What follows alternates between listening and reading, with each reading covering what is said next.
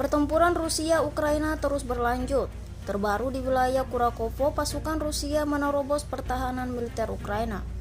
Rekamannya ramai beredar di media sosial Telegram pada Sabtu 9 November 2024. Pesawat serang Ural dari kelompok pasukan pusat terus mengembangkan keberhasilannya di persimpangan arah Pokrovsky dan Kurakovsky menerobos ke barat. Kelompok lapis baja dari serangan resimen ke-80 menyerbu posisi angkatan bersenjata Ukraina.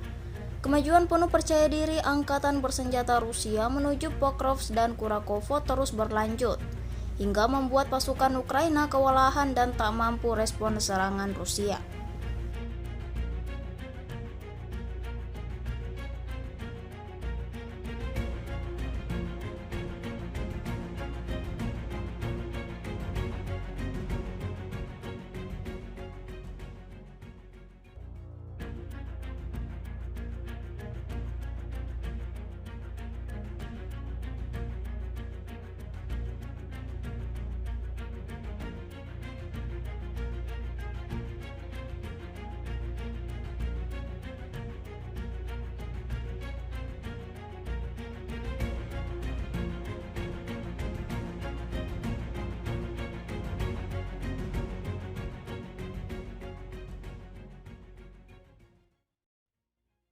Download Tribun X sekarang, menghadirkan lokal menjadi Indonesia.